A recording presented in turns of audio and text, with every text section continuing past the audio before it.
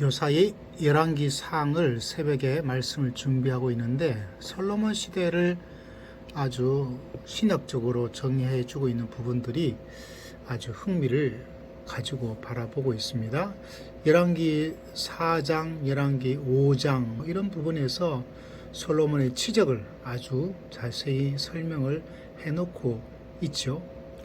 그런데 놀란 것은 이 솔로몬의 이 태평성대의 시각을 에덴의 축복의 회복이라는 그런 모습으로 담겨져 있는 것을 이야기를 해주고 있거든요.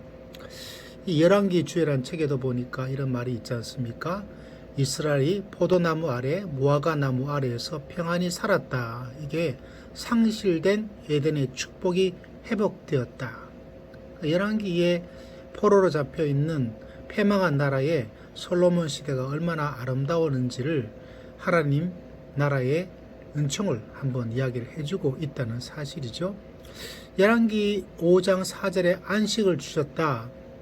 솔로몬의 진술을 볼 수 있는데 세상에 안식을 주시고자 하는 하나님의 창조 의도가 그의 시대에 성취되었다. 다시 말하자면 솔로몬 시대가 바로 하나님께서 주시고자 하는 에덴의 완성, 회복, 그런 이야기가 나타나 있는 것을 신학적으로 이야기를 하고 있더라고요. 더 놀라운 사실은 개역 개정에 태평을 주었다. 이게 원래 안식을 주다는 의미의 히브리 동사가 번역된 것이라고 이야기를 하고 있어요. 근데 이 자체가 이미 태초에 하나님께서 아담을 에덴 동산에 두신 일을 묘사하는 창세기 2장에 사용되었고 나머지 부분에서도 사용을 하고 있다. 이렇게 이야기를 하고 있는 거죠.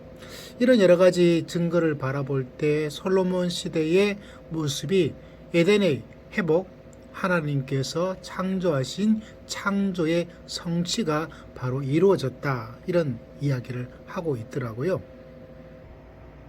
또 다른 책에 보면 또 이런 이야기도 나타내는 것을 볼 수가 있어요. 다른 것이 아니라 기혼 여기 주 23번에 이 혼자만 되어 있는데요. 기혼이에요. 에덴에 4강이 있잖아요. 그 강의 이름이랑 똑같아요.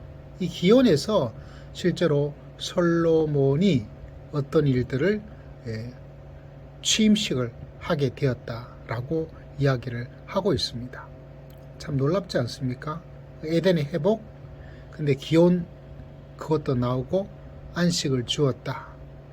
그 당시에 솔로몬이 왕이 되기 전에 먼저 선수를 쳐가지고 왕이 된 사람이 있습니다. 그게 바로 아도니아예요.